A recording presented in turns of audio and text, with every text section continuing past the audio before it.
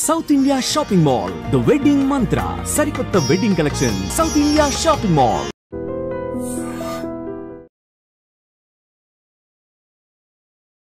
మధ్యలో Johnny master జైలుకి వెళ్ళినప్పుడు మీరు ఒక భార్యగా చాలా కుమిలిపోయి ఉంటారు.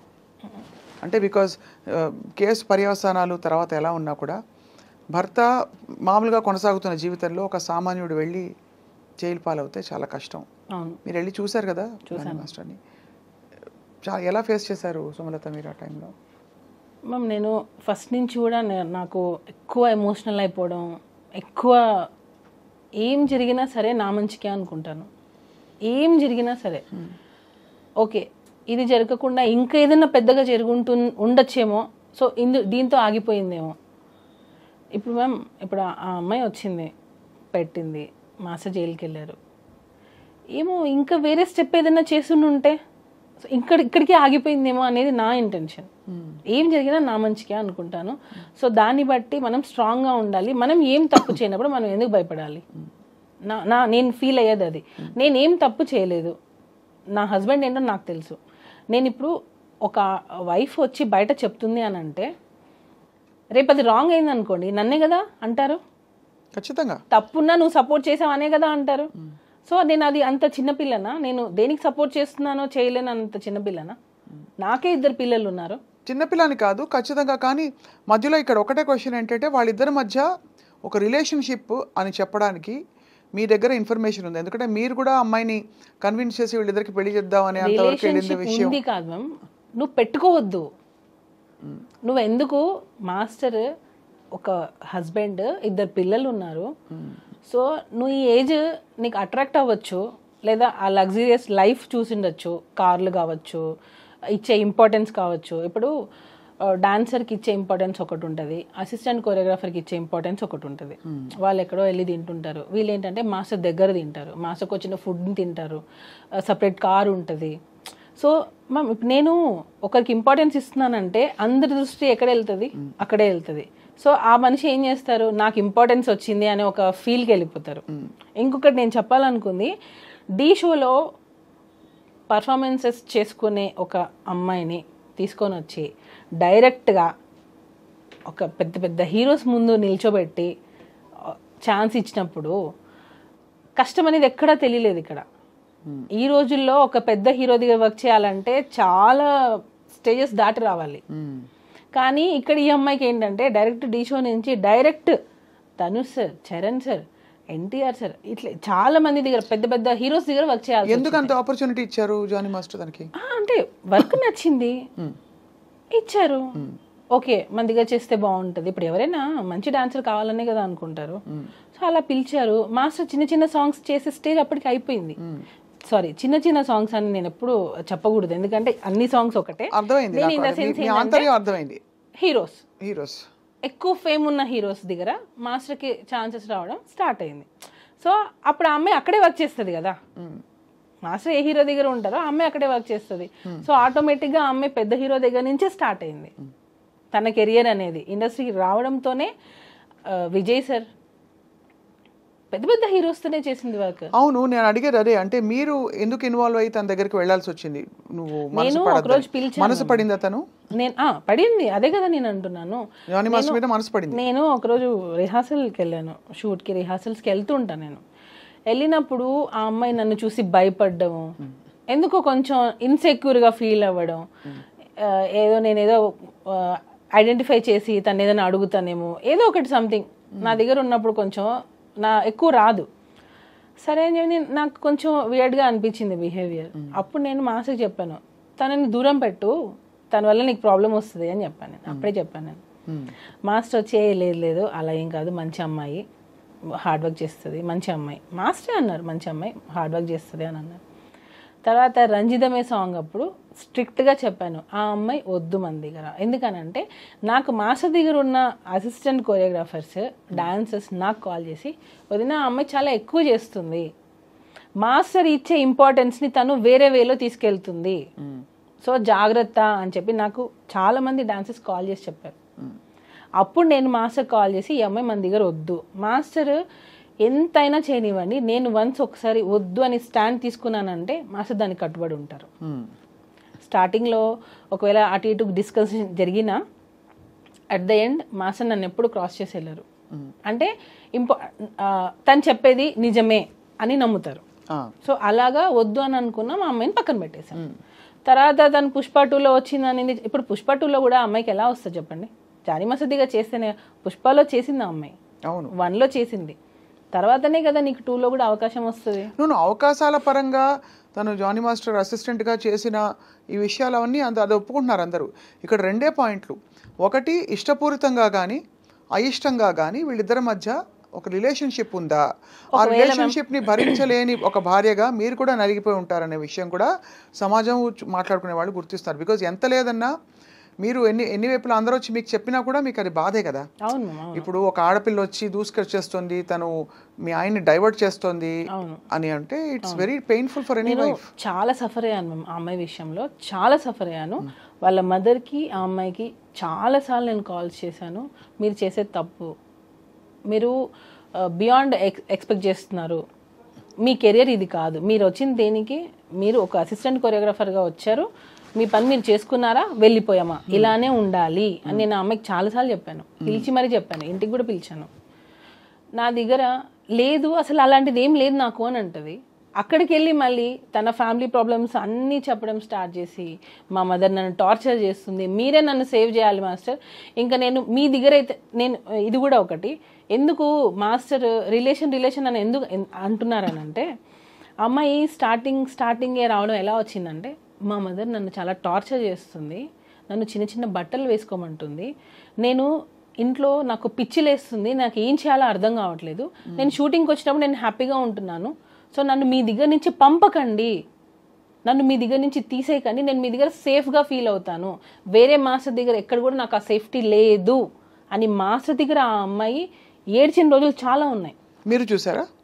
నేను గంగులు సాంగ్ అప్పుడు చూసాను. నేను గంగులు సాంగ్ తను చేస్తుంది, ఆ టైంలో ఇంట్లో నుంచి దెబ్బ తగిలి హెడ్కి, ఇంట్లో నుంచి దెబ్బ తగిలి ఇంట్లో వాళ్ళ ఇంట్లో ఏం జరిగిందో తెలియదు, ఇంట్లో నుంచి అమ్మాయి వచ్చేసి ఎక్కడికో వెళ్ళిపోయింది.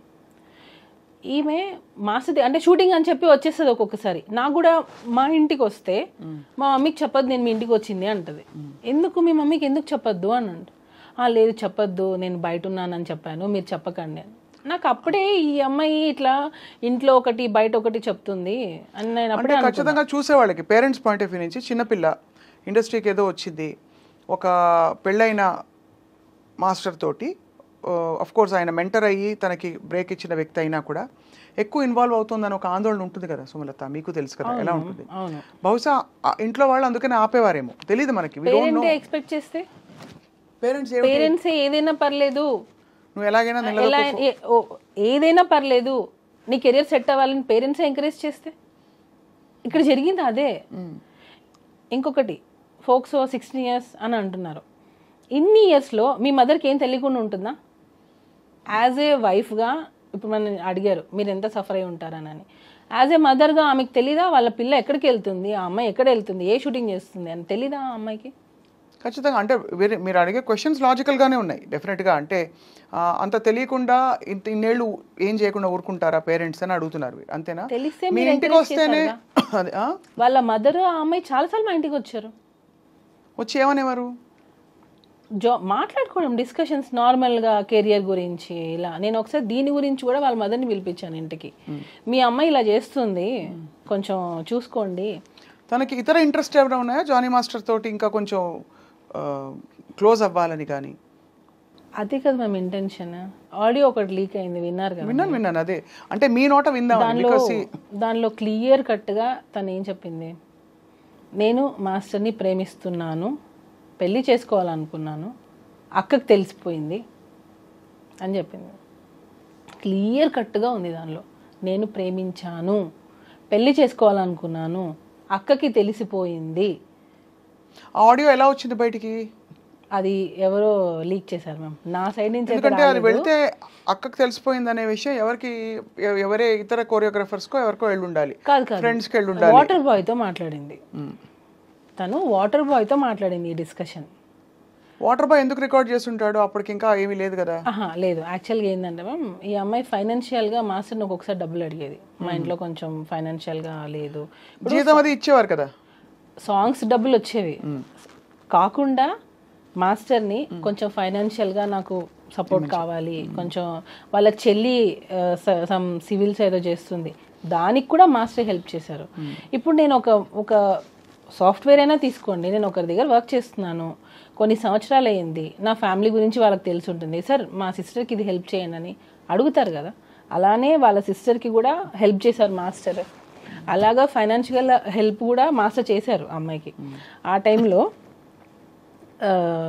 ఈ వాటర్ బ్యాన్ అతను అడిగాడు, వెళ్ళిపోయింది ఆమె మన దగ్గర నుంచి, వెళ్ళిపోయింది, కంప్లీట్గా వెళ్ళిపోయింది. నేను అన్నాను, నువ్వు ఏమైనా ఆ అమ్మాయికి ఏమైనా ఇచ్చి ఉంటే అది తీసేసుకో, మనకి ప్రాబ్లమ్స్ రాకూడదు, వన్స్ వెళ్ళిపోయిందంటే వెళ్ళిపోయింది.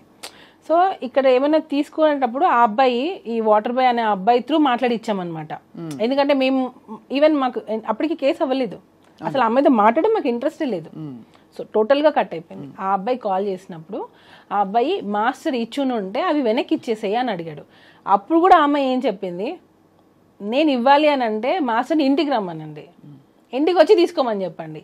అంటే నీకు హరాస్మెంట్ జరుగుతుంది, అయినా నువ్వు ఇంటికి పిలుస్తున్నావా? అయిపోయింది ఇంకా. అంటే నువ్వు హరాస్మెంట్ అన్ని సంవత్సరాలు ఫేస్ చేసావు, నువ్వు వెళ్ళిపోయావు, మా దగ్గర వర్క్ కూడా చేయట్లేదు, అయినా కూడా నువ్వు ఇంటికి ఎందుకు రమ్మంటున్నావు? ఇంకా క్లియర్గా అర్థం కావట్లేదా మ్యామ్? తనకి మాస్టర్తో లైఫ్ షేర్ చేసుకోవడం కావాలి, ఆ లగ్జరియస్ లైఫ్ కావాలి. ఆ మాస్టర్ ఆ పొజిషన్లో ఉన్న రోజులు తినే అసిస్టెంట్గా ఉండాలి, వేరే వాళ్ళని అసిస్టెంట్గా పెడితే కూడా తను ఒప్పుకునేది కాదు. ఇదంతా వికటించేసరికి ఇదంతా జరిగిందని మీ అనుమానం? 100% మ్యామ్. ఎందుకంటే తను వెళ్ళిపోయింది, తను ఎక్స్పెక్ట్ చేసింది తనకు రాలేదు. తను ఇంకా ఏంటంటే నా జీవితం పోయింది, నేను అనుకుంది రాలేదు, నాకు ఇప్పుడు కెరియర్ ఏంటి? సి మ్యామ్, నేను చెప్పేది ఒక్కసారి అంటే అర్థం చేసుకుంటే అర్థం అవుతుంది క్లియర్గా. తను ఢీ షోలో నుంచి డైరెక్ట్గా జానీ మాస్టర్ దగ్గరకు వచ్చేసింది, అంటే ఒక పాన్ ఇండియా కొరియోగ్రాఫర్ దగ్గరకు వచ్చేసింది. తనకి ఇంకా అన్ని పెద్ద పెద్ద సినిమాలే చేస్తుంది, తను కొరియోగ్రాఫర్గా, అసిస్టెంట్ కొరియోగ్రాఫర్గా పెద్ద పెద్ద సినిమాలు చేస్తుంది. ఎక్కడికి వెళ్ళినా కార్లు, ఎక్కడికి వెళ్ళినా ఇదే లైఫ్. ఆ ఏజ్లో మనకి ఏమనిపిస్తుంది చెప్పండి?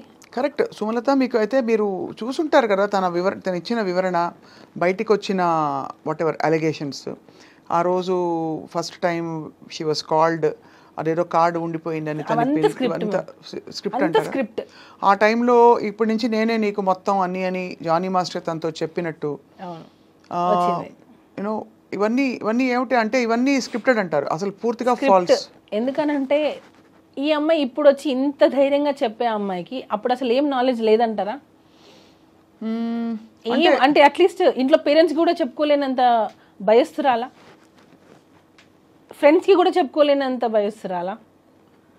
ఎవరికో సోషల్ మీడియా ఎలా ఉంది మేము, వాట్సాప్. తనేమన్నా, నేను అడిగే ప్రయత్నం ఏం చేస్తానంటే సున్నితంగా మిమ్మల్ని హర్ట్ చేయకుండా సుమలత, చెప్పండి. తనేమన్నా హోప్స్ పెట్టుకుని ఇది వర్కౌట్ అవుతుందని ఇంత దూరం వచ్చే వరకు ఆగి, బహుశా ఇది వికటించి మీరు వెళ్ళిపోయామన్న తర్వాత బహుశా ఇంకా నేను మోసపోయానని ఫీల్ అవ్వడం సహజం.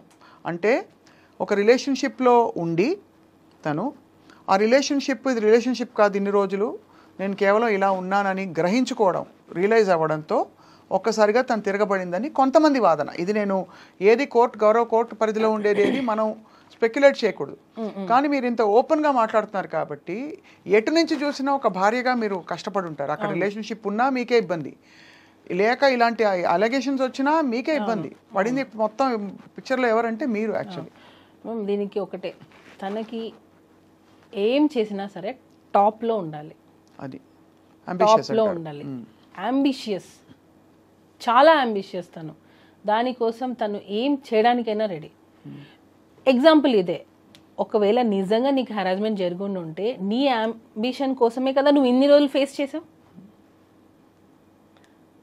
ఇంకా పాయింట్ దొరికేసింది. అంటే నువ్వు అనుకున్న దానికోసం, అంటే నీకు ఆఫర్స్ రావడం కోసం, నువ్వు వర్క్ చేయడం కోసం నువ్వు నిజంగా ఇంత హరాస్మెంట్ ఫేస్ చేసావు అని అంటే నువ్వు రీచ్ అవ్వడం కోసమే కదా. నేను ఎప్పుడైతే ఇన్వాల్వ్ అయ్యానో తన ఆటలు సాగలేదు. ఇంకొక యాంగిల్ కూడా వచ్చింది, మీకు తెలిసే ఉంటుంది, మీరు వార్తలు చూస్తూనే ఉన్నారు కాబట్టి మీ విషయమే కాబట్టి. ఇక్కడ మతం యాంగిల్ కూడా ఒకటి వచ్చింది, తన్ని బలవంతంగా మతం మార్చే ప్రయత్నం మీరు కూడా చేశారని. అదే నాకు అర్థం కాలేదు. మీరు ఏమన్నా తన మతం మార్చి కన్విన్స్ చేద్దాం అనుకున్నారా? ఏమని? కన్విన్స్ ఎందుకు చేయాలి, ఏం చేయాలి? అంటే బహుశా ఐ డోంట్ నో, నాకు తెలియదు. మొత్తం అలిగేషన్ అయితే వచ్చింది కదా మీకు, మీ దాకా వచ్చింది. అదే మ్యామ్, నేను మామూలుగా అడిగేది ఏంటంటే నేను ఎందుకు మార్చాలి అంటే మీకేమైనా ఒత్తిడి ఉండిందా? ఎందుకు ఏం జానీ మాస్టర్ నుంచి మీరు మిమ్మల్ని కన్విన్స్ చేసి మీరు వెళ్ళి కన్విన్స్ చేయమని ఎందుకు మ్యామ్? ఎవరైనా భార్య ఇంకొక అమ్మాయి దగ్గరికి పంపిస్తుందా? అంటే మీ మీద ఒకవేళ మీకు పిల్లల్ని రేపు పిల్లలకి మీకు అసలుకే మోసం వస్తుందని ఈ విషయం బయటకు వచ్చిన విషయం మీకు తెలుసు కదా? తెలుసు మ్యామ్. నాకు 2 పిల్లలు, నా పిల్లలకి నేనే తల్లి అవ్వాలనుకుంటాను, నా భర్త నాకే కావాలి అనుకుంటాను. అది కరెక్టే. అది ఎవరైనా నేను ఎందుకు మా హస్బెండ్ వచ్చి నువ్వు కన్విన్స్ చేయని నన్ను ఎలా అడుగుతారు అసలు? తిడితే ఎందుకు తిడతారు? ఇబ్బంది పెట్టి మీరు వేరే ఆప్షన్ లేదు నీకు, నేను వదిలేస్తానంటే అట్లీస్ట్ నేను ఉంటాను, తను ఆ టైప్ కాదని మీరు చెప్తున్నారు. కానీ ఎలిగేషన్ వచ్చిన మాట అయితే వాస్తవం కదా? ఎలిగేషన్ వచ్చింది, అది కాదు అని చెప్తున్నా. అది మాస్టర్ నన్నే కన్వర్ట్ అవ్వమని నన్నే ఫోర్స్ చేయనప్పుడు ఇంకొక అమ్మాయిని కన్వర్ట్ అవ్వమని నన్నే ఇండైరెక్ట్ ప్రాసెస్ అసలు ఎందుకు జరుగుతుంది? మీరు అంటే పేరు మార్చుకున్నారు కదా? మార్చుకోలేదు. నా అన్ని ప్రూఫ్స్, నా passport, everything is on Sumalatha's name. సుమలతనే. అండ్ ఒకవేళ మీరు ఇష్టపూరితంగా వాళ్ళ కస్టమ్స్ ఫాలో అయినా అది మీ ఇష్టం. అది ఎవరి ఇష్టం, అది దానికి కన్వర్షన్ అని పేరు పెట్టేస్తే ఎలా? అంటే ఖచ్చితంగా అది అంటే ఈ అలిగేషన్ వచ్చింది కాబట్టి స్పెసిఫిక్ గా కొంతమంది అడిగారు నన్ను ఈ విషయం, మీకు తెలుసా ఈ విషయం అని. ఇప్పుడు కన్వర్ట్ అవ్వు అనగానే కన్వర్ట్ అయిపోయేంత పిచ్చోళ్ళం ఏం కాదు ఇప్పుడున్న జనరేషన్లో. ఇప్పుడున్న అమ్మాయిలకి అసలు అది అవసరం లేదు. ఫస్ట్ ఆఫ్ ఆల్ మనం అడుగుతున్నామని అంటే అసలు ఎందుకు అడగాలి? వాళ్ళు కన్వర్ట్ అయితే ఏంటి, అవ్వకపోతే ఏంటి? సరే ఓకే, ఈ అమ్మాయిని అడిగానే అనుకుందాం. ఇంతవరకు కూడా ఇది ఎవరికైనా రిపీట్ అయ్యిందా? ఎవరికైనా అంటే అసిస్టెంట్ కొరియోగ్రాఫర్స్ ఇంతమంది మాస్ దగ్గర వర్క్ చేస్తున్నారు, ఈ అమ్మాయినే కన్వర్ట్ అవ్వమని అడిగామా? అంటే వేరే అమ్మాయిలు ఎవరు ఎలిగేషన్ చేయలేదే. అంటే ఇది వరుస పెట్టి అందరినీ చేస్తారని కాదు, ఈ అమ్మాయి ఒకటే అన్ని చేస్తుంది అంటున్నా. ఈ అమ్మాయి ఒకటే కన్వర్ట్ అవ్వమని చెప్పారంటుంది, నాకు అవసరానికి డబ్బులు ఇచ్చారని చెప్తుంది, నన్ను వాడుకున్నారని చెప్తుంది, సెక్షువల్ హెరాస్మెంట్ అని చెప్తుంది. ఈ అమ్మాయి ఒకటే మోర్ దాన్ 1 year వెళ్ళిపోయిన అమ్మాయి సడన్గా ఇప్పుడు వచ్చి కేసు పెడుతుంది అని అంటే ఏంటి? ఇది ప్రీ ప్లాన్ అని క్లియర్గా, క్రిస్టల్ క్లియర్గా ఇది ప్రీ ప్లాన్డే. Pre planned. అండ్ బహుశా అంటే మరి ఇప్పుడు ఏంటి స్టేటస్ ఏంటి? ఇంకా కోర్టులో విషయం కొనసాగుతుంది మ్యామ్. నాకు కోర్టు మీద నాకు చాలా నమ్మకం ఉంది. ఎందుకనంటే ఈరోజు అబద్ధం అనేది గెలవచ్చు, అట్ ద ఎండ్ నిజం అనేది గెలుస్తుంది. ఫైనల్లీ ట్రూత్ అనేది బయటకు వస్తుంది. ఇప్పుడు కొరియోగ్రాఫర్స్ అందరూ జానీ మాస్టర్తో సపోర్ట్లో ఉన్నారా? కొంతమంది విరుద్ధంగా మాట్లాడిన వాళ్ళు కూడా కొంతమంది మనం విన్నాం. ఆయన ఇలాగే బిహేవ్ చేశారని ఒకళ్ళిద్దరుకే, అంటే ఇవన్నీ థంబ్నెయిల్స్. మళ్ళీ ఇందులో ఇప్పుడు సోషల్ మీడియా వచ్చాక ఒక పెద్ద ఇబ్బంది ఏంటంటే ఏది కరెక్ట్ ఎవరికి కంటెంట్ కూడా అలా ఉండదు, లోపల కంటెంట్ కూడా వేరేగా ఉంటుంది. వేరే ఛానల్స్ వాళ్ళు ఇష్టం వచ్చినట్టు పెట్టిన సందర్భాలు ఉండుంటాయి. సో అందుకే మిమ్మల్ని అడుగుతున్నాను. ఇప్పుడు మరి కొరియోగ్రాఫర్ సపోర్ట్ ఉందా లేదా అంటే ఇండస్ట్రీ సపోర్ట్ ఉందా? అసలు ఉంది మ్యామ్, ఉంది. కాబట్టే మళ్ళీ master get back to work అయ్యారు. ఇప్పుడు సుకుమార్ గారితో, అల్లు అర్జున్ గారితో కొంచెం రిఫ్ట్ వచ్చిందా మాస్టర్కి? మ్యామ్ యాక్చువల్గా ఇది నేను మాట్లాడచ్చో లేదో నాకు తెలియదు. ఇప్పుడు దీని వెనక ఉన్నారు అని కొంతమంది అంటున్నారు, దీని వెనకాల లేరు అని కొంతమంది అంటున్నారు. నేను కూడా ఆడియన్స్గా నేను కూడా చూసింది ఏంటంటే, ఈ అమ్మాయి ఎలిగేషన్ రాగానే ఒక ట్వీట్ వచ్చింది, మేము ఈ అమ్మాయి వెనకాల ఉన్నాము, ప్రతి ఒక్క గీత ఆర్ట్స్ దానిలో ప్రతి ఒక్క సాంగ్ మేము ఇప్పిస్తాము అని. దాన్ని ఎవరూ ఖండించలేదు. ఆ ట్వీట్ అలానే ఉన్నింది. ఈ అమ్మాయి మొన్న ఎప్పుడో ఇంటర్వ్యూలో చెప్పినట్టుంది, దీని వెనక ఎవ్వరూ లేరు అని. కేసు పెట్టి సెప్టెంబర్లో నువ్వు కేసు పెట్టావు, 4 నెలలు నువ్వు వాళ్ళిద్దరు పేర్లు మారుమోగుతుంటే నువ్వేం చేసావు? అప్పుడెందుకు నువ్వు నో అని చెప్పలేదు? అప్పుడు అసలు ఇంటర్వ్యూలో ఇవ్వలేదు కదా అమ్మాయి. ఎందుకు చెప్పలేదు అంటున్నా, అదే అడుగుతున్నా. అంటే ఎందుకు ఇవ్వలేదంటే ఇంకా అదొక ఇబ్బందికరమైన సిచ్యువేషన్. అంటే నేను ఆ అమ్మాయిని జస్టిఫై చేయట్లేదు. అర్థమైంది. ఇప్పుడు ఇది ఒక ఇబ్బందికరమైన ఒక వ్యవహారం. అవును, ఎటు చూసినా అరిటాకు ముళ్ళు మీద పడినా, ముళ్ళు అరిటాకు మీద పడినా అనే సామెత చందంగా ఈ అమ్మాయి మోడెస్టీ, ఈ అమ్మాయి డిగ్నిటీ ఈజ్ అట్ స్టేక్. తను వచ్చి బయటకు వచ్చి ఇష్టపూరితంగా చెప్పినా, ఎవరో చెప్పించినా, జరిగినా జరగకపోయినా ఇది జరిగింది, ఇలా నన్ను రూమ్కి పిలిచి అనగానే అక్కడ ఇమీడియట్లీ తన్ని ఒకలా చూస్తారు అందరూ విక్టిమ్గా. ఇప్పుడు ఎందుకు వచ్చింది? అదే కరెక్టే. ఈ ప్రశ్నకు సమాధానం అనేది అప్పుడు నువ్వు మెయింటైన్ చేసావు, ఇప్పుడు ఎందుకు చేయలేదు? మనకి జనరల్గా కూడా సుమలత మీకు తెలుసు, మీటూ క్యాంపెయిన్ జరిగినప్పుడు కూడా ఎప్పుడెప్పుడో జరిగిన సంఘటనల గురించి అమ్మాయిలు మాట్లాడడం భయపడతారు. అసలు ఎవరు సపోర్ట్ రారని ఫస్ట్ భయపడతారు ఇండస్ట్రీలో అని చెప్పి చాలామంది బయటికి రారు. ఎప్పుడైతే లేదు నేను నిలదొక్కుని ప్రూవ్ చేసుకుంటానని ఒక ధైర్యం వస్తుందో ఆడపిల్లలు అదే విషయాన్ని డిఫరెంట్గా చూస్తారు. ఆ కార్డ్ని మిస్యూజ్ చేస్తున్నారు అంటున్నా నేను. అయిండొచ్చు. ఆ ఛాన్స్ని ఏదైతే రియల్గా జరిగిన వాళ్ళని తీసుకొని వీళ్ళు ఈ కార్డు ప్లే చేస్తున్నారు.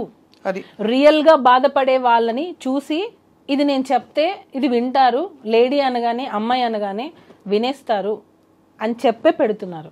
సో దానికి ఎవరు అగెనెస్ట్గా మాట్లాడలేరు. ఇంకొకటి, స్త్రీ అంటే ఆది పరాశక్తి అంటారు. ఆ శక్తిని నిజం కోసం వాడండి అంటున్నా, ఆ శక్తితో ఆడుకోవద్దు అంటున్నా. ఇది ఎవరు ఎలా తీసుకున్నా పర్లేదు, ఆడపిల్ల అనే ఒక ఉమెన్ కార్డ్ని రాంగ్ దానికి యూస్ చేయొద్దు అని చెప్తున్నాను నేను. రియల్ విక్టిమ్స్ చాలా సఫర్ అవుతున్నారు. అయితే ఉందంటారు, అన్ని క్రాఫ్ట్స్లో ఉందంటారు. ఎందుకు ఉండదు మ్యామ్? ఎందుకు ఉండదు? ఇప్పుడు జరిగేవి ఎక్కడైనా జరుగుతాయి. సాఫ్ట్వేర్ అవ్వచ్చు, కన్స్ట్రక్షన్ దానిలో అవ్వచ్చు, మన ఇండస్ట్రీలో అవ్వచ్చు, మీడియా దానిలో అయి ఉండొచ్చు. ఎక్కడైనా సరే మేల్ ఫీమేల్ ఉన్నప్పుడు జరిగేవి జరుగుతూ ఉంటాయి. ఆ రియల్గా వచ్చిన వాటిని తీసుకొని ఆ కమిటీ అనేది పనిచేస్తే బాగుంటుంది. ఇలాంటి ఫేక్ ఎలిగేషన్స్ వల్ల నిజమైన వాళ్ళు రావాలన్నా కూడా అమ్మో ఇంత జరుగుతుందని ఆలోచిస్తున్నారు. ఖచ్చితంగా. I mean,